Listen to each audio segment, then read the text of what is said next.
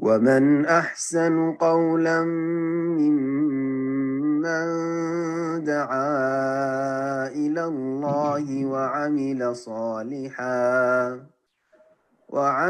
صالحا وقال إنني من المسلمين. السلام عليكم ورحمة الله وبركاته. بسم الله الرحمن الرحيم. الحمد لله رب العالمين والصلاة والسلام على رسوله الكريم وعلى آله وصحبه أجمعين. أما بعد, সম্মানিত শ্রোতা দর্শক মণ্ডলী যেখান থেকে আমাদের সাথে যুক্ত হয়েছেন, আল্লাহ রাব্বুল আলামিনের প্রশংসা এবং প্রিয় নবী সাল্লাল্লাহু আলাইহি ওয়াসাল্লামের উপর সালাত ও সালামের পর আজ রবিবার 23শে জিলকাদা 1447 হিজরি মোতাবেক 10ই মে 2026 আমাদের ধারাবাহিক আলোচনা গত সপ্তাহ থেকে শুরু করেছি। হজ, উমরার বা হজ ও কুরবানির মাসাইল, হজ ওয়াল উযহিয়া। আজকে হজ সম্পর্কে গুরুত্বপূর্ণ যে বিষয়গুলি সেগুলি সংক্ষেপে পেশ করব, কারণ বিস্তারিত পেশ করলে তো অনেকগুলি পর্বের প্রয়োজন রয়েছে, আর সামনে আমাদের একটি সপ্তাহ বা একটি রবিবার আছে। তারপর ইনশাআল্লাহ তাআলা আমরা হজের সময় একেবারে চলে আসবো। আল্লাহ রাব্বুল আলামিনের কাছে দোয়া করি, আল্লাহ আমাদের সকলকে, সকল মুসলিম ভাই বোনদেরকে যে যেখানে আছেন সার্বিক দিক থেকে হেফাজত রাখেন। আল্লাহ দিনের হেফাজত করেন, দুনিয়ার হেফাজত করেন, পরিবারের হেফাজত করেন, ধন সম্পদ, দুনিয়া আখিরাত সবকিছুর আল্লাহ হেফাজত করেন। সমস্ত বালা মুসিবত থেকে, অনিষ্ট থেকে, জালিমের জুলুম থেকে, সীমা লঙ্ঘন থেকে আল্লাহ সকলের হেফাজত। হাজী সাহেবদেরকে আল্লাহ সহি সালামতে যে যেখানে আছেন, কেউ পৌঁছে গেছেন, কেউ পথে আছেন, কেউ বের হবেন, সবাইকে আল্লাহ রাব্বুল আলামিন হজে আসা এবং হজ দিয়ে ফিরে যাওয়া পর্যন্ত বিশেষভাবে দোয়া করি, আল্লাহ তাদেরকে সহি সালামতে নিয়ে আসুন, সহি সালামতে রাখুন এবং সহি সালামতে সার্বিক নিরাপত্তার সাথে আল্লাহ সফরকে সমাপ্ত করে হজে মাবরুর হাসিল করা তৌফিক দান করেন। যেসব ভাই বোনেরা হজে আসতে পারেননি অথচ অন্তরে সদিচ্ছা আছে, আল্লাহ মনের আশা পূরণ করেন। যারা হজ করেছেন তাদের বারবার বাইতুল্লাহ হজের আল্লাহ তৌফিক দান করুন, আল্লাহ রাস্তাকে সহজ করুন। যারা হজে সক্ষম আর্থিক দিক থেকে কিন্তু দিনের গাফিলতিতে অবহেলায় আছেন, আল্লাহ তাদের হেদায়েত নসিব। জালেমের জুলমকে আল্লাহ দূর করুন, জালেমের জুলুম দিয়ে জালেমকে আল্লাহ ধ্বংস করুন। আলোচনার বিষয়বস্তু আজকে হজের রুকন, ওয়াজিব এবং এহরাম অবস্থায় নিষিদ্ধ কাজগুলি। হজের রুকন হচ্ছে 4টি। রুকন মানে হচ্ছে স্তম্ভ, খুঁটি। যে কোন ইবাদত বন্দেগীর যে রুকন, স্তম্ভ রয়েছে, সেগুলির কোন একটি যদি ছুটে যায় অথবা ছেড়ে দেয়, ইচ্ছা করে ছেড়ে দিল অথবা অনিচ্ছাকৃত ছুটে গেল, তাহলে সে হজ হবে না, সে ইবাদত হবে না। যেমন সালাতের রুকন রয়েছে, সিয়ামের রুকন রয়েছে, তেমনি হজের রুকন রয়েছে, উমরার রুকন রয়েছে। এই রুকনগুলি সবচেয়ে গুরুত্বপূর্ণ ফরজ।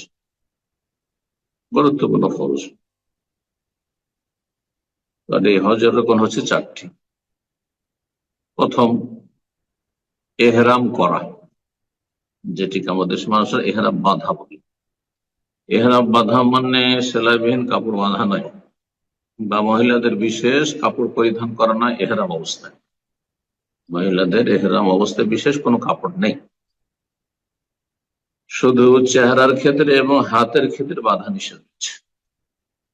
যে কোনো কাপড়ে, স্বাভাবিক যে কাপড় পরিধান করে থাকেন সেই কাপড়ে তার সাথে বোরকায় এহরাম করবেন। যে কাপড় শরীয়তে যায় সেই কাপড়ে এহরাম করা যায়। পুরুষদের ক্ষেত্রে সেলাইবিহীন কাপড় হইতে হবে, কিন্তু সেলাইবিহীন কাপড় পরার নাম এহরাম বাঁধা নয়। এহরাম হচ্ছে ঠিক ওই রকমই যেমন সালাতের তাকবীরাতুল ইহরাম আরবরা বলেন, আরবি ফুকাহাদের ভাষায়, আর অনারব ফুকাহাদের ভাষায় বা আমাদের দেশের ভাষায় তাকবীরে তাহরিমা। তাকবীরে তাহরিমা নামাজের জন্য, সালাতের জন্য তাকবীরে তাহরিমা মানে এমন একটি তাকবীর যার মাধ্যমে দুনিয়ার কথা কাজ হারাম হয়ে যায়। আপনি দুনিয়ার কথা কাজকে হারাম করে দিয়ে একমাত্র আল্লাহর সাথে কথা বলার জন্য, আল্লাহর ইবাদত রুকু সিজদা কিয়াম পেশ করার জন্য দাঁড়িয়ে গেছে। এখন দুনিয়ার কথা কাজ হারাম। ঠিক ওই রকমই হচ্ছে এহরাম। যেমন তাকবীরে তাহরিম বা তাকবীরাতুল ইহরাম মানে সালাতে প্রবেশ করা, আর স্পষ্ট ভাষায় বলি ঠিক তেমনি এহরাম, হজ ওমরার এহরাম মানে হজ ওমরার ইবাদতে প্রবেশ করা। আর দুখুল ফি নসক ফুকাহাগণ বলছে হজ বা ওমরার ইবাদতে প্রবেশ করার নাম। নিয়ত করলেন যে এখন থেকে আমি ওমরা শুরু করে দিলাম, এই আমার হজ শুরু হয়ে গেল, তার সাথে উচ্চারণ করা সুন্নাহ। আর সেলাইবিহীন কাপড় পরা হচ্ছে ওয়াজিব। সেলাইকৃত কাপড় পরা শরীরের গঠনে যা তৈরি হয়েছে তা বর্জন করা হচ্ছে ফরজ। তো এহরাম করা হচ্ছে রকুন। দ্বিতীয় রকুন হচ্ছে আরাফে অবস্থান করা। হাজী সাহেবদের নবী সাল্লাল্লাহু আলাইহি ওয়াসাল্লাম আল হাজ্জু আরাফা, আরাফে অবস্থানের নাম হচ্ছে মূলত হজ। এটি গুরুত্বপূর্ণ, সবচেয়ে গুরুত্বপূর্ণ ফরজ রকুন হচ্ছে হজের।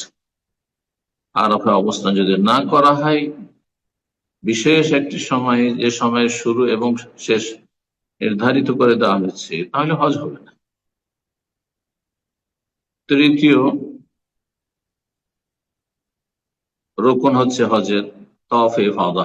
হাদিসের ভাষায় তওয়াফুল ইফাদা, সুম্মা আফিযু মিন হাইসু আফাদান নাস, কোরআনে কারীমে যেহেতু এই শব্দটি বলা হয়েছে।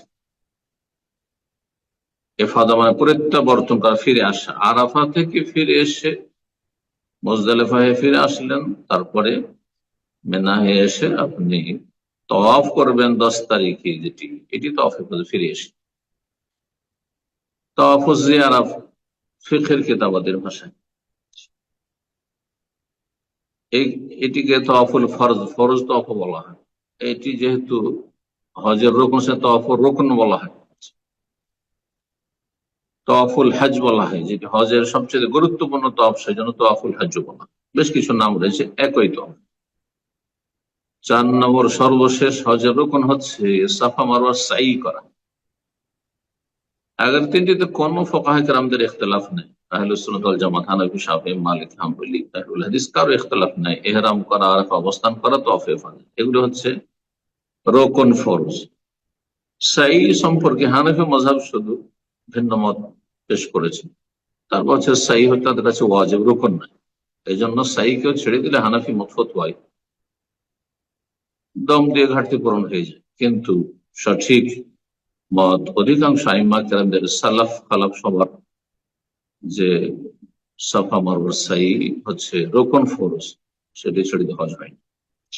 আল্লাহ তাআলা। হজের ওয়াজিব কয়টি? ওয়াজিব আর রুকন, ওয়াজিব গুলিও ফরজ, ওয়াজিব আর ফরজ একই বিষয়ের প্রতিশব্দ। ফরজ মানে আবশ্যক করণীয়, আর ওয়াজিব মানে আবশ্যক করণীয়, এটি হচ্ছে পরিভাষা। এই জন্য প্রথমগুলিকে হজের ফরজ শুধু বললাম না, রুকন, হজের রুকন।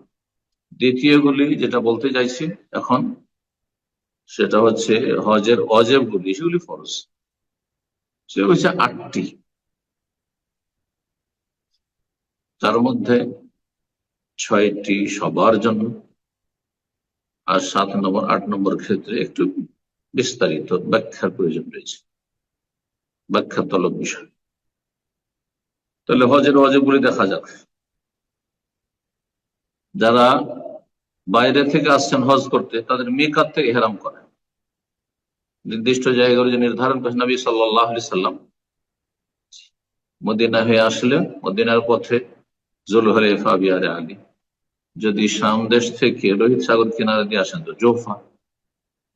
আর যদি দক্ষিণ অঞ্চল থেকে ইয়ামানের দিক থেকে আসেন, যখন পানি জাহাজে লোকেরা ভারত, বাংলাদেশ, পাকিস্তান থেকে আসে, তখন ইয়ালামলাম পড়তো।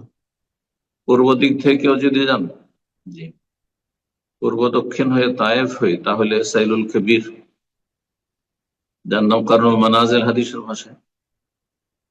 আর যদি পূর্ব উত্তর থেকে যান এরাকের দিক থেকে, তো আরেকটি রয়েছে যেটা জাতে এরক। এই 5টি মিকাত, মিকাত হচ্ছে 5টি। মিকাত থেকে ইহরাম করা যারা বহিরাগত আছে। যারা মক্কায় আছেন বা মিকাতের ভিতরে জেদ্দায় আছেন, তারা নিজের ঘর থেকে ইহরাম করছে। তাহলে মক্কা মিন মক্কা, নবী সাল্লাল্লাহু আলাইহি ওয়াসাল্লাম মক্কাবাসী, মিকাতের ভিতরে যারা অবস্থানকারী, তারা নিজ নিজ ঘর থেকেই মসজিদ আয়েশা যাওয়ার কোনো প্রয়োজন নেই হজের ক্ষেত্রে। সেটি ওমরার ক্ষেত্রে মক্কাবাসীকে বলা হয়েছে যে হারামের বোর্ডার। এটি হচ্ছে সঠিক মত। 2 নম্বর ওয়াজিব হচ্ছে আরাফায় সূর্য অস্তমিত হওয়া পর্যন্ত অবস্থান করা। আরাফা অবস্থান করা রুকন, কিন্তু দিনের বেলা চলে আসলে ওয়াজিব ছুটে যাবে। ওয়াজিব হচ্ছে সূর্য ডুবা পর্যন্ত অবস্থান। 3 নম্বর ওয়াজিব হচ্ছে মুজদালিফায় রাত্রি যাপন করা। 10 তারিখ রাত আরাফা থেকে এসে মুজদালিফায় রাত্রি যাপন করা, কমপক্ষে অর্ধেক রাত পর্যন্ত।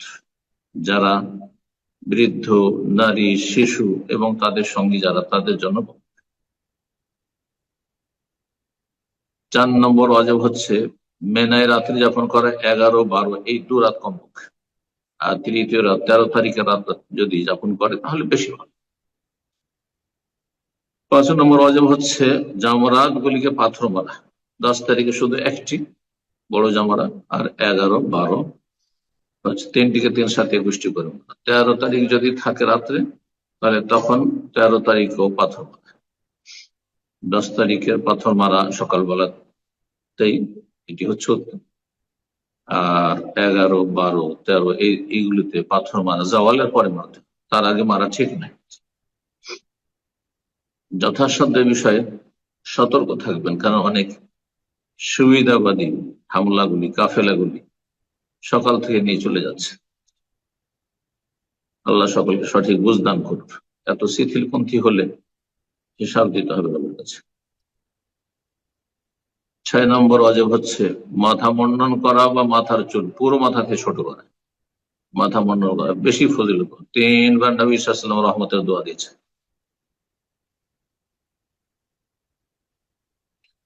এই 6টি সবার জন্য।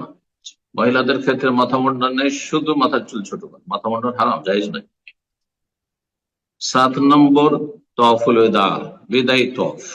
বিদায়ী তওয়াফ সবার জন্য, একমাত্র ঋতুবতী মহিলা বা প্রসূতির যে ব্লিডিং, নেফাস অবস্থায় রয়েছে, নেফাস বা মাসিক অবস্থায় যদি থাকে, তাহলে তখন ছাড় রয়েছে।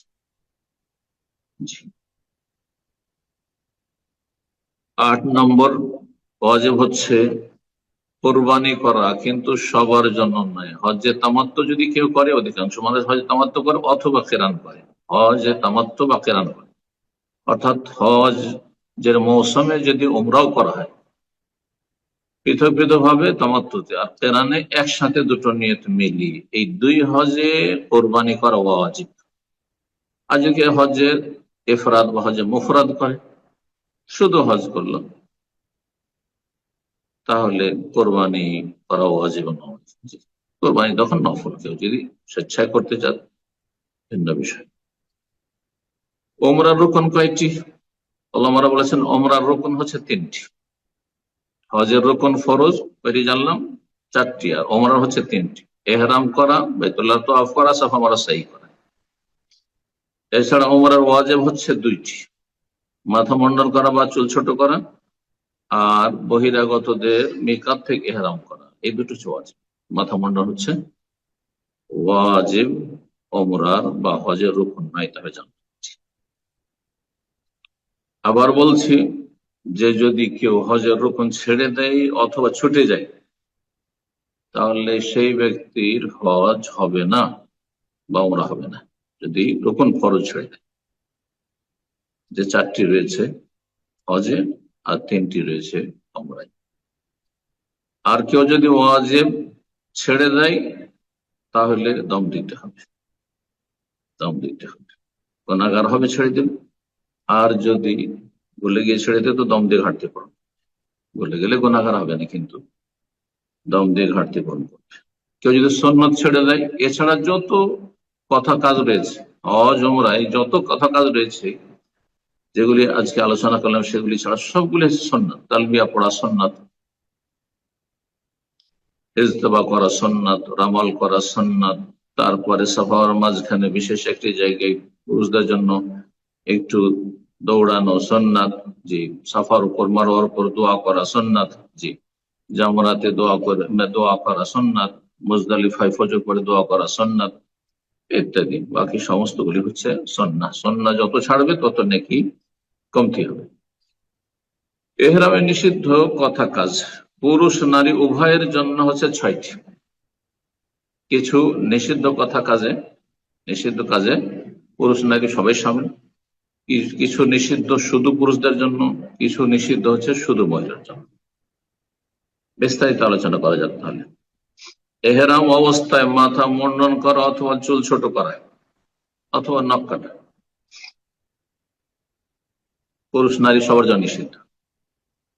এহরাম অবস্থায় সহবাস, সহবাসের পূর্বে যৌনাচার, যে কোনো ধরনের যৌনাচার, এমনকি বিবাহ বন্ধন, বিবাহ করা, বিবাহ কারো দেওয়া অভিভাবক হয়ে, অথবা বিয়ে করার জন্য পাত্রী দেখা, বিয়ের কথাবার্তা করা, বিয়ের সাক্ষী থাকা, স্ত্রীর দিকে কামভাব নিয়ে তাকানো, হ্যাঁ, অথবা আলিঙ্গন করা ইত্যাদি কামভাব নিয়ে, সবগুলি হচ্ছে নিষিদ্ধ এহরাম অবস্থায়। 3 নম্বর তাকলিমুল আজহার, বিশেষভাবে আলমারা উল্লেখ করেছেন নখ কাটা। নখ কাটা বা শরীরের কোনো জায়গায় চামড়া কাটা, নিজের পশু পাখি নয়, এর অবস্থায় পশু পাখি জবাই করতে পারবেন এমন কিছু নয় কিন্তু। 4 নম্বর নিষিদ্ধ কাজ হচ্ছে হাত মোজা পরা, পুরুষ নারী সবার জন্য নিষিদ্ধ। 5 নম্বর হচ্ছে সুগন্ধি ব্যবহার করা, আতর সুগন্ধি ব্যবহার করবে না, কিন্তু সাধারণ সাবান যেগুলোতে স্বাভাবিক সুগন্ধি থাকে সেটি জায়েজ, এটি আতরের অন্তর্ভুক্ত নাই। আতর সুগন্ধি যেগুলি স্প্রের আকারে হোক অথবা অন্যান্য আতরের আকারে হোক সেটা নিষিদ্ধ, কিন্তু এমনি যে কোনো সাবানের সেন্ট যে রয়েছে এটি জায়েজ ওলামা বলেছে, এই ক্ষেত্রে বাড়াবাড়ি করা ঠিক নয়। 6 নম্বর নিষিদ্ধ কাজ হচ্ছে স্থলচর প্রাণী শিকার করা বা হত্যা করা। কোরআনে এখানে আল্লাহ নিষেধ করেছে, তাহলে জলচর প্রাণী শিকার করা যায়। ওয়াহিল্লাকুম সাইদুল বাহরি ওয়া তা'আমুহু, সূরা মাইদা আল্লাহ বর্ণনা করেছেন। দ্বিতীয় নিষিদ্ধ কাজ এহরাম অবস্থায় পুরুষের জন্য, মহিলার জন্য নয়, তা হচ্ছে সেলাইকৃত কাপড় পরা। মহিলাদের জন্য জায়েজ, পুরুষের জায়েজ নয়। 3টির মধ্যে প্রথম এটি। তৃতীয় হচ্ছে পা ঢাকা, মোজা পরা, পুরুষদের জন্য জায়েজ নয়, হারাম এহরাম অবস্থায়, কিন্তু মহিলারা মোজা পড়তে পারবে, পা মোজা পড়বে, হাত মোজা নাই। এইরকমই 3 নম্বর হচ্ছে মাথা ঢাকা। মাথা ঢাকা পুরুষের জন্য জায়েজ নয়, কিন্তু মহিলার জন্য ওয়াজিব, যেখানে অবস্থায় মাথা ঢাকবে। তৃতীয় বিষয় যা এহরাম অবস্থায় মহিলার জন্য হারাম, নিষিদ্ধ, কিন্তু পুরুষের জন্য হারাম নয়, তা হচ্ছে নেকাব, মুখোশ ব্যবহার করা। চেহারার উপর এমন কাপড়ের ব্যবহার যাতে চোখেরও ফাটল থাকে। নাকাবায়ন মানে ছিদ্র করা, ছিদ্র বিশিষ্ট যে নেকাব আজকাল মহিলারা ব্যবহার করে থাকে হিজাবের জন্য, এইরকমই মাস্ক পরা, এটি নারীদের জন্য জায়েজ নয়। তাহলে কি করবে? বেগানা পুরুষের সময় চেহারা খোলা থাকবে। এক শ্রেণীর মহিলারা এরকম মনে করে, তাদের অভিভাবকরা, এক শ্রেণীর বেদাতি ওলামারা তাই মনে করে থাকে, মহিলাদের বলতে চেহারা খুলে তোমরা ইহরাম করো, না, জায়েজ নয়, হারাম।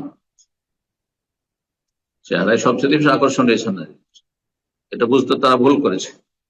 এই ক্ষেত্রে মা আয়েশা রাদিয়াল্লাহু তাআলা আনহা আমল সহিহ বুখারীতে রয়েছে, সেটার উপর আমল করতে হবে। তা হচ্ছে তিনি বলছেন যে আমরা হজের সফরে থাকতাম, ইহরাম অবস্থায় থাকতাম, ওমরা সফরে থাকতাম, ইহরাম অবস্থায় থাকতাম। যখন কাফেলার বেগানা পুরুষরা কাছাকাছি আসতো, তখন আমরা সাদালাত এহদানা জিলবাবাহা, আমাদের নারী জাতিরা তার নিজের লম্বা ওড়না বা চাদরকে মাথার উপর থেকে লটকিয়ে নিত। মাথার উপর থেকে লম্বা চাদর লটকিয়ে আপনার চেহারা ঢেকে নিতে বেগানা পুরুষ আসলে যাওয়াজুনা, যখন আমাদের থেকে তারা পার হয়ে দূরে চলে যেত আর দেখতে পাচ্ছে না, তখন কাশাফনা চেহারা খুলে দিতাম। এই ছিল আজকের মোটামুটি গুরুত্বপূর্ণ আলোচনা। এছাড়া হজ তোমরা সম্পর্কে অনেক আলোচনার দিক রয়েছে। আল্লাহ রাব্বুল আলামিন যেন আমাদেরকে উপকারী জ্ঞান দান করেন, নেক আমলে তৌফিক দান করেন। একটি বিষয় আর বলে নাও ভালো হবে, হজ উমরা যেহেতু সময় আমাদের নেই, সামনে হজ কাছে চলে আসছে, হজ উমরার কিছু শিষ্টাচার আদব কায়দা রয়েছে। ওলামারা দুই ভাগে ভাগ করেছেন, কিছু জরুরি আবশ্যক হ্যাঁ আদব কায়দা শিষ্টাচার, আর কিছু সুন্নত মুস্তাহাব শিষ্টাচার। ওয়াজিব আদব কায়দা শিষ্টাচার আর সুন্নত মুস্তাহাব শিষ্টাচার। ওয়াজিব শিষ্টাচার হচ্ছে একজন হাজী সাহেব অথবা উমরাকারী হজ উমরা যতগুলি রোকন ওয়াজিব রয়েছে সবগুলি যথাযথ আঞ্জাম দেবে, যথাযথ ঠিকভাবে সম্পাদন করবে। এহরামের নিষিদ্ধ কথা কাজ থেকে পুরোপুরি বেঁচে থাকবে।